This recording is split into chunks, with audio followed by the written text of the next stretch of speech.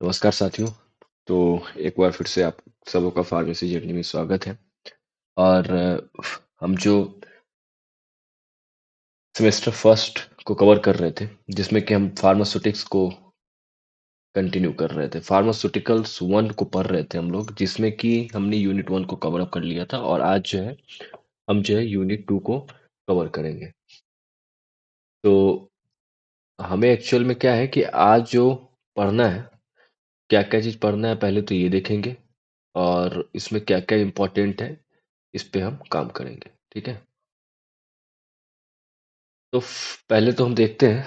मुझे उम्मीद है कि आप सभी स्वस्थ होंगे, आपकी पढ़ाई अच्छी चल रही होगी और आप सबों को मजा आ रहा होगा। पिछले टॉपिक से अगर आपको कोई भी दिक्कत होगा तो मैं फिर से आपको एक ही चीज बोलूंगा कि आप कमेंट कर सकते हो। डायरेक्टली मैं कोशिश करूंगा कि या तो उसको आपको ब्रीफ में बता सकूं, या आपको उस पे अलग से टॉपिक बना दूं उस पे। तो हम जो है फार्मास्यूटिक्स फार्मास्यूटिकल्स वन को कवर कर रहे थे, जिसमें कि यूनिट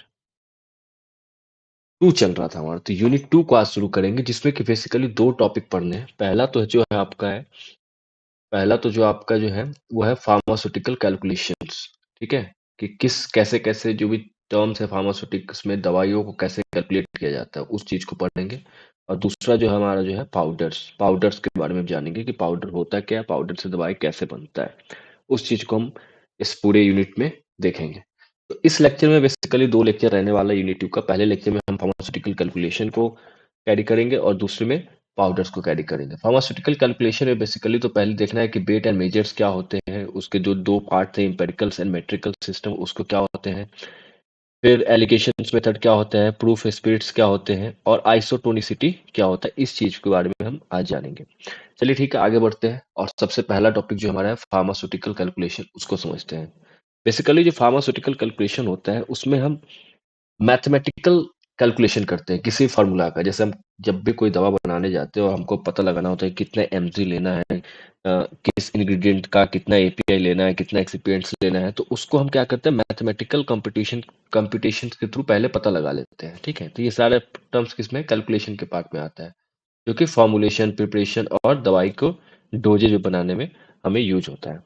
बेसिकली जो है इसमें दो चीजें आती हैं। पहला तो है वेट और दूसरा जो है मेजर। ये एक तरीके से स्टैंडर्ड सिस्टम है किसी भी फार्मास्यूटिकल कैलकुलेशन को एक्सप्रेस करने का। तो अगर डायरेक्टली 2 नंबर के क्वेश्चन में आता है या जीपैट पे कि स्टैंडर्ड सिस्टम क्या होता है किसी भी फार्मास्यूटिकल कैलकुलेशन के लिए, तो आप क्या बताएंगे, वेट एंड मेजर। ठीक है।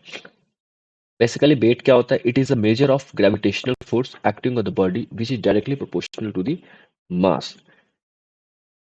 जो आपके बॉडी का जो मास है और उस पे जो ग्रेविटेशनल फोर्स लग रहा है, ठीक है, उसको हम मेजर करते हैं। That is your weight. ये आपने कॉमनली फिजिक्स में पढ़ा होगा 10th 12th में, तो ये कुछ कोई बड़ा चीज नहीं है। और मेजर क्या होता है, उसको मैथमेटिकली उसके वॉल्यूम को मेजर करना है। किसको मेजर करना है, वॉल्यूम को। तो इस बात का आप ध्यान रखेंगे। ठीक है।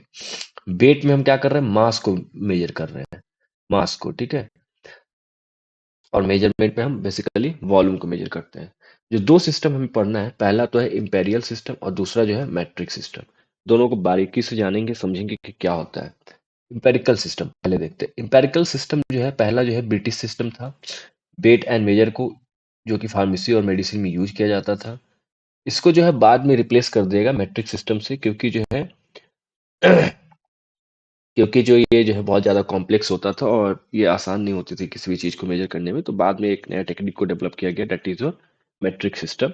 और मेट्रिक सिस्टम क्या किया गया, उसको हम इंपेरिकल सिस्टम को पूरी तरीके से हटा दिया गया। लेकिन आज भी हम इसको पढ़ते हैं क्योंकि थ्योरेटिकल और एग्जामिनेशन पर्पज से ये इंपॉर्टेंट है। ठीक है। इंपेरिकल सिस्टम में जो पहला पार्ट आता है वो आता है एवॉयर डुपोइस सिस्टम और दूसरा आता है एपोथोक्रेसिस सिस्टम। ठीक है। आप अपने अकॉर्डिंग प्रोनाउंसिएट कर लेना, इसे मेरा हो सकता है गड़बड़ हो।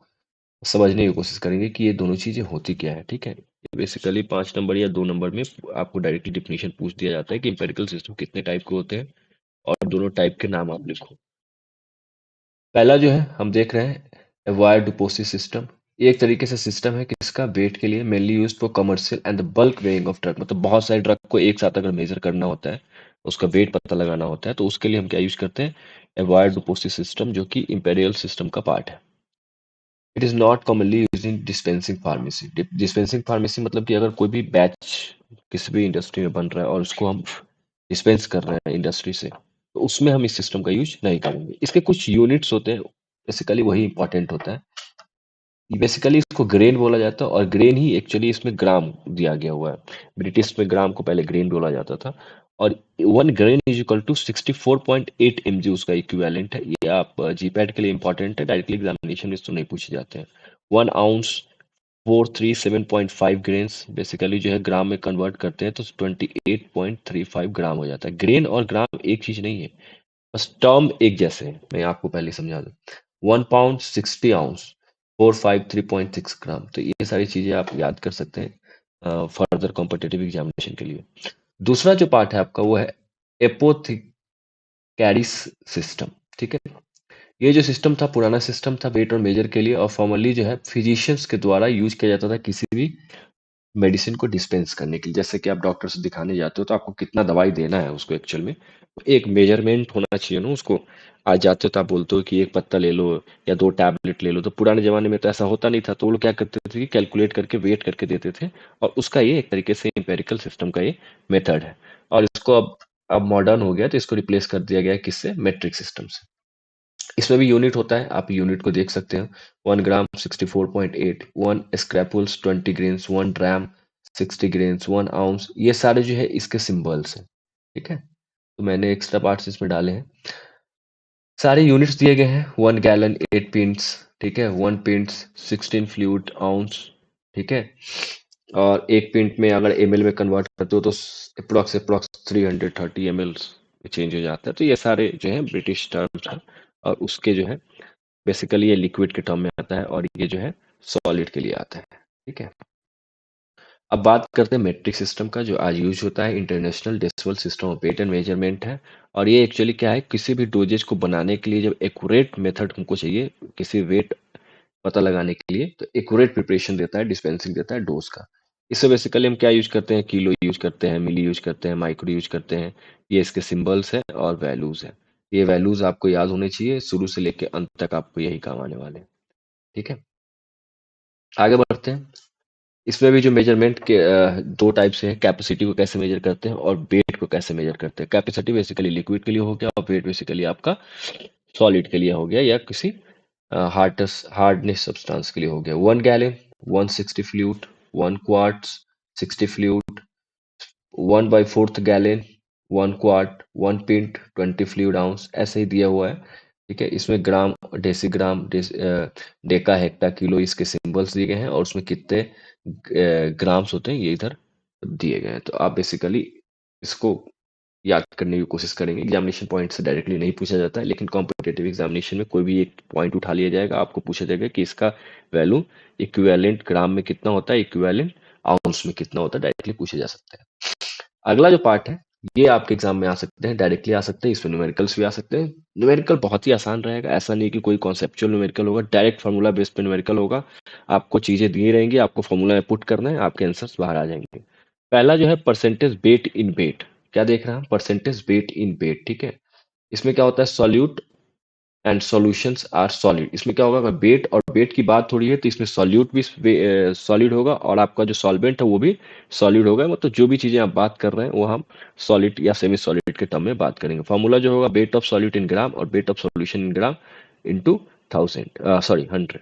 परसेंटेज वेट इन वॉल्यूम, आप यहाँ देखो वॉल्यूम आ गया, तो वॉल्यूम किसके लिए बेसिकली यूज करते हैं, लिक्विड के लिए, और वेट सॉलिड के लिए। मतलब कि सॉल्यूट लिक्विड होगा, सॉलिड होगा, एंड सॉल्वेंट आपका वॉल्यूम हो सकता है। तो इसमें जो दो चीजें होंगी, सॉलिड एंड लिक्विड के लिए बेसिकली इसको यूज किया जाता है।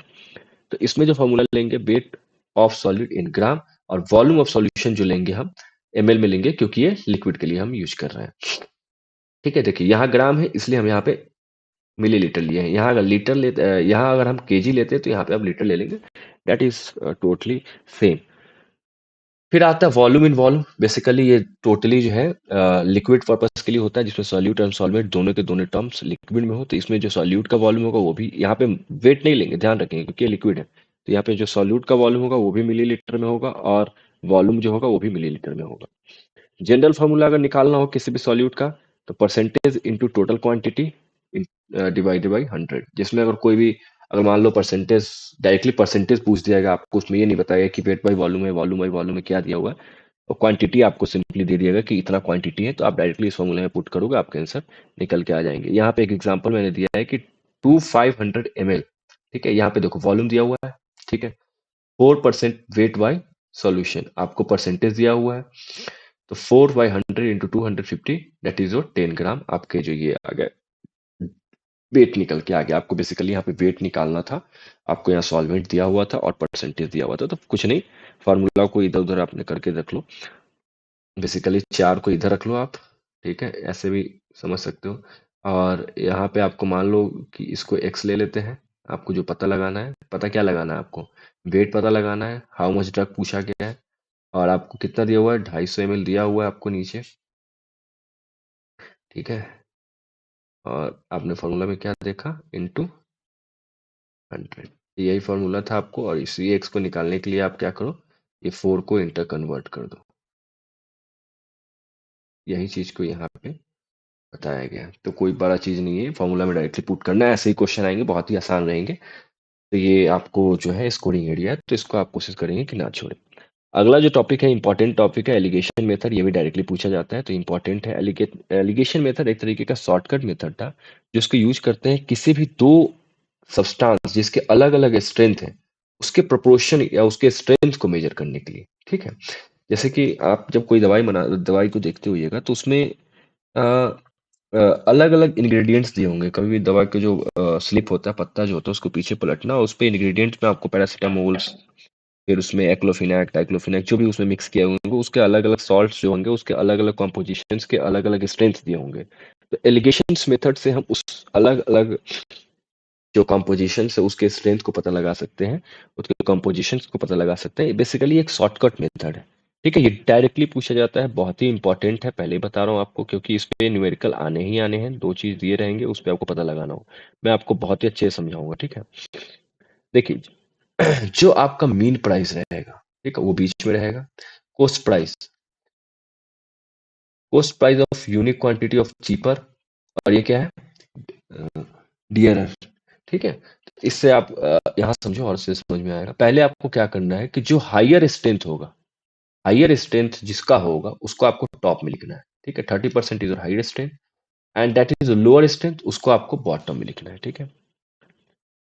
फिर जो होगा डिजायर स्ट्रेंथ, जो आपको चाहिए, उसको आपको रखना है बीच में, ठीक, दैट इज बीच में आ गया।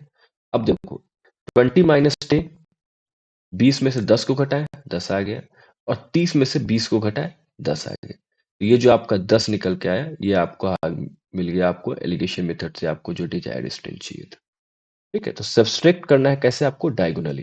तो आपको इसमें क्या क्या चीज ध्यान रखना है, एक, दो, तीन, तीन चीजें आपको दिए रहेंगी, आपको बाकी की दो चीजें पता लगानी होंगी, या मान लो चार चीजें दी होंगी, पांचवा चीजें पता लगाना होगा।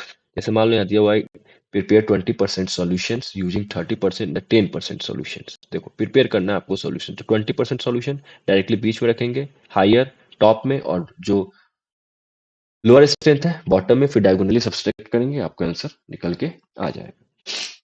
तो ये एलिगेशन मेथड पर, इस पे आप क्वेश्चन प्रैक्टिस कर सकते हो, इसमें भी डायरेक्टली क्वेश्चन पूछा जाता है। आप इसको मान लो ए, मान लो इसको, ठीक है, और इसको आप मान लो बी, ठीक है, फिर इसको मान लो सी, तो ये वाला जो पार्ट हो जाएगा सी माइनस बी हो जाएगा, ठीक है, ये आपका फॉर्मुलेशन के लिए बता दो। और ये वाला जो पार्ट हो जाएगा सी माइनस ए हो जाएगा। तो आप इसको ऐसे भी याद कर सकते हो। तो ये भी आसान था, आपको समझ में आया होगा।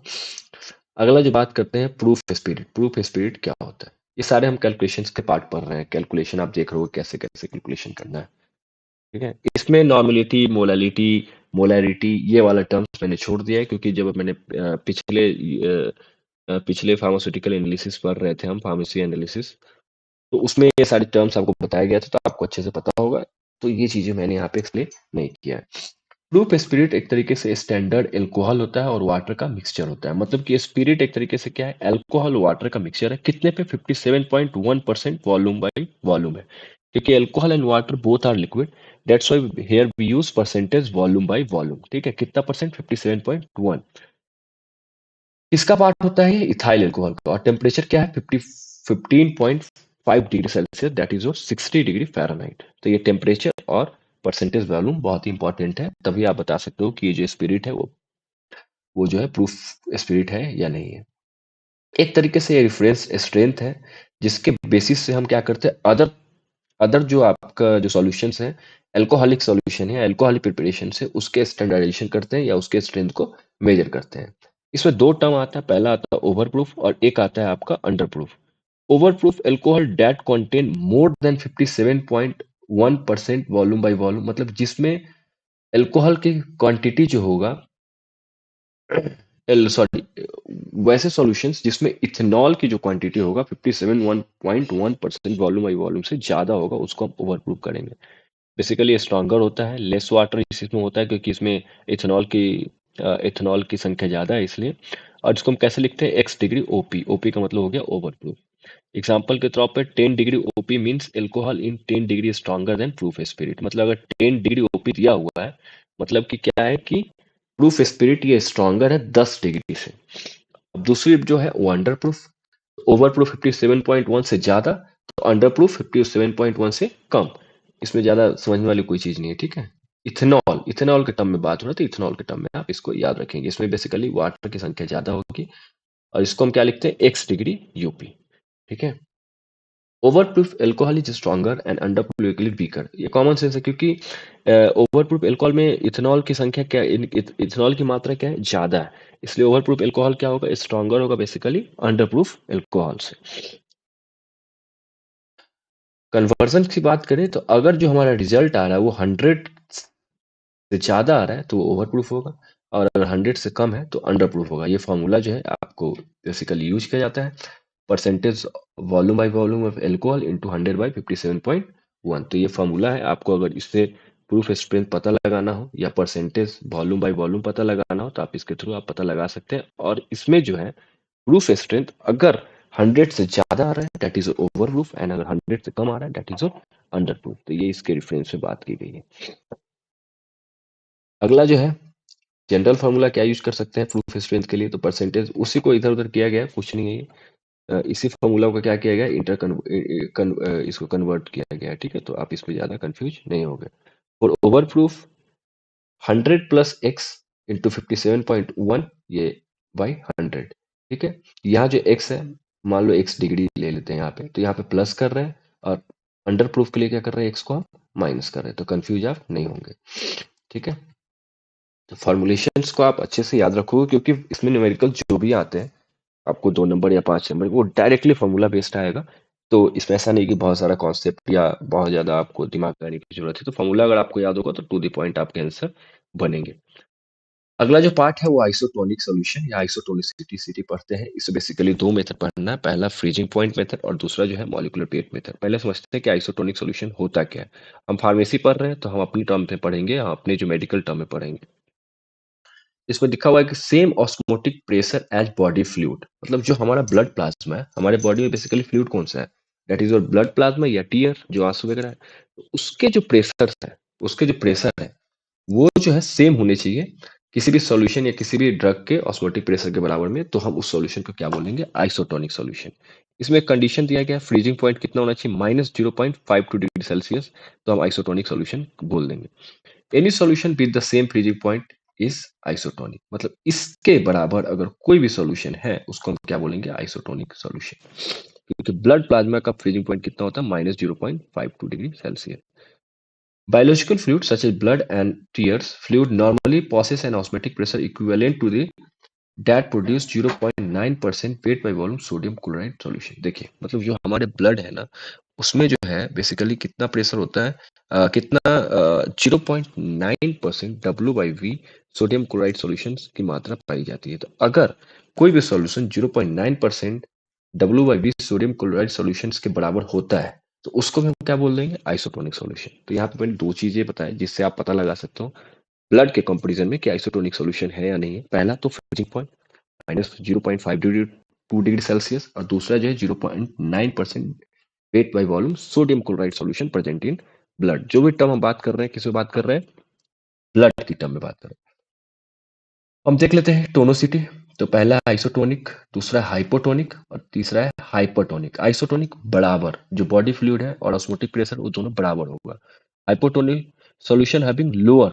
हाइपो में क्या होता है, हाइपो मतलब कम होना, बॉडी फ्लूइड का ऑस्मोटिक प्रेशर से सॉल्यूशन का ऑस्मोटिक प्रेशर क्या होगा, कम होगा।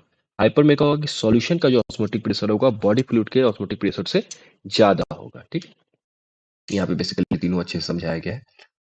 इफेक्ट क्या होगा, तो सेल जो है नॉर्मल रहेगा, इसमें ना ही स्वेलिंग होगा, ना ही बर्स्टिंग होगा, ना ही श्रिंकिंग होगा। इसमें क्या होगा, सेल जो है स्वेल हो जाएगा, ठीक है, क्योंकि ऑस्मोटिक प्रेशर कम है तो वो क्या करेगा कि बाहर का सब्सटेंस को अपने अंदर भरना शुरू कर देगा और बाद में क्या होगा, फट जाएगा, बर्स्ट हो जाएगा। इसमें क्या होता है, क्रीनेशन होता है, डेट इज सेल श्रिंक कर जाता है। इसमें 0.9% NaCl होगा, that is ideal condition for isotonic solution, पहले आपने देखा है। इसमें 0.45% NaCl और इसमें क्या होता है 2% NaCl, ज्यादा हो गया ना, इसलिए हाइपोटोनिक हो गया। ये एक आइडियल रेंज दिया गया है। और हम मेथड पढ़ते हैं, किसी भी आइसोटोनिसिटी पता लगाने के लिए एक दो मेथड है, पहला है फ्रीजिंग पॉइंट और दूसरा है आपका मॉलिक्यूलर वेट या मॉलिक्यूलर कंसंट्रेशन। क्रायोस्कोपिक मेथड भी बोलते हैं और बेसिकली किसके लिए यूज किया जाता है, हाइपोटोनिक सॉल्यूशन के लिए, तो ये भी डायरेक्टली पूछा जाता है।